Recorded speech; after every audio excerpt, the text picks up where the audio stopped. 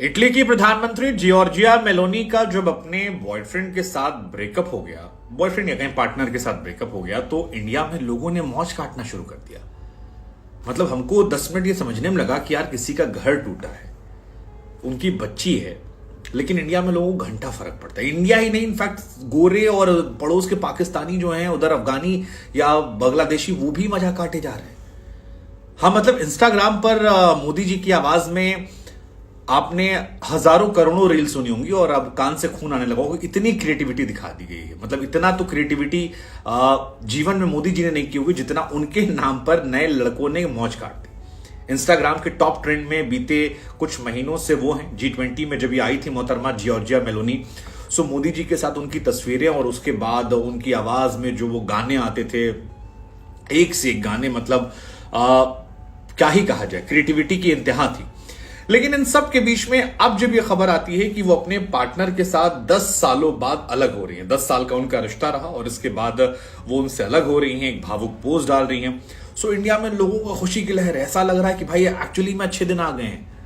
मतलब हाँ, लोग मौज काट रहे हैं, बढ़िया बढ़िया मीम्स बना रहे हैं, मुस्कुराते हुए तस्वीरें, ब्लश करते हुए तस्वीरें, खुशियों की तस्वीरें और इतने सारे गाने, और मोदी जी को लेकर एक बार फिर मीम्स की बौछार आ गई। मतलब हमको लगा यार थोड़ा तो शर्म कर लो, घर टूटा है भाई। अब जैसे मैं कमेंट्स पढ़ रहा था तो एक से एक कमेंट है। एक भाई ने लिख दिया कि तू समझा, नहीं तो नहीं समझा, हाँ ये वाला कमेंट डाल दिया। हमने कहा यार समझ हम गए हैं, तुम क्या समझाना चाह रहे हो, लेकिन उस समझ को भी हम नासमझ हो रहे हैं यार। घर टूटा है भाई, तो दूसरे ने लिखा घंटा फर्क पड़ता है वो घर टूटने से, हमारा तो बस रहा है ना। हमने कहा यार प्रधानमंत्री हैं तुम्हारे, थोड़ा तो सोचो, लिहाज रखो, शर्म रखो, थोड़ी हया कुछ तो लाओ। फिर किसी ने मोदी जी की फोटो लगा दी थी चश्मा पकड़े हुए, इसमें मेरा हाथ नहीं है गाइस।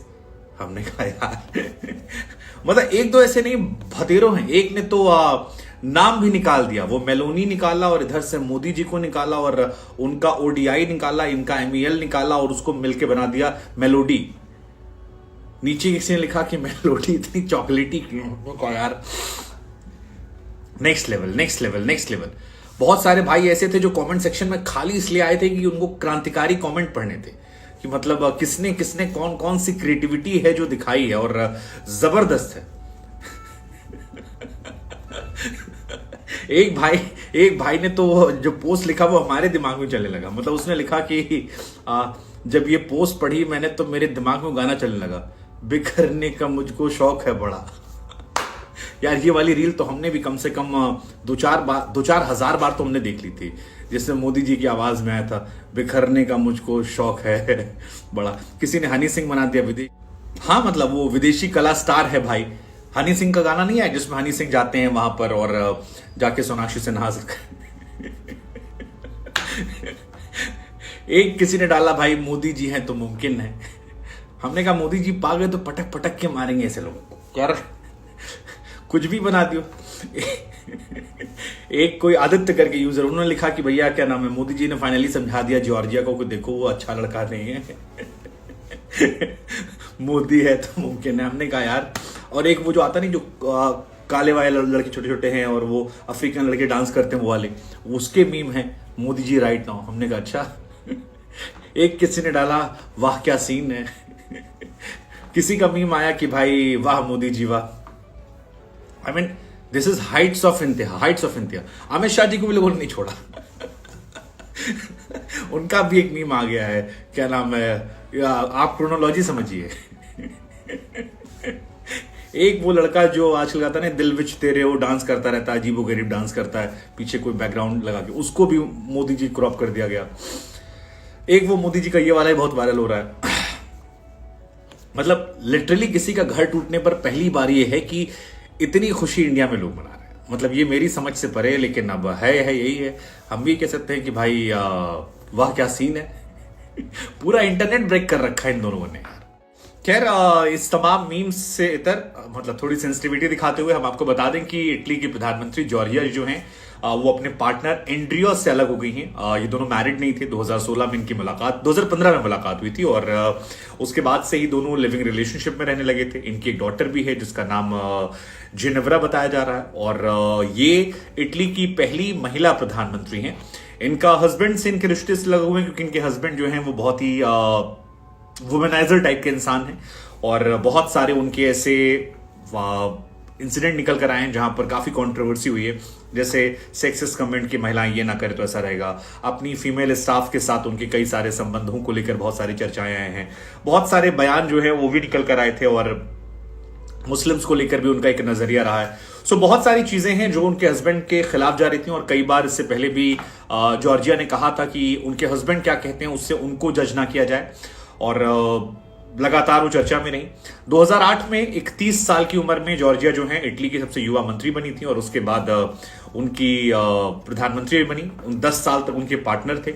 उनके हस्बैंड जो हैं वो जर्नलिस्ट हैं। इनफैक्ट इन दोनों की मुलाकात जो है वो भी ऐसे ही हुई थी, 22 साल की उम्र में टेलीविजन पर हुई थी, और उसके बाद दोनों एक दूसरे से प्यार में पड़ गए।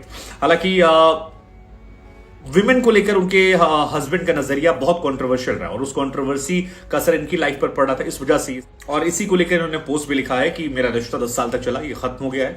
बीते कुछ समय से हमारे रास्ते अलग हो गए हैं, अब स्वीकार करना चाहिए, और हम साथ नहीं रह सकते। एंड्रिया जॉर्जिया जो है 15 जैसे हमने को बताया मिले थे, 6 साल की बेटी है।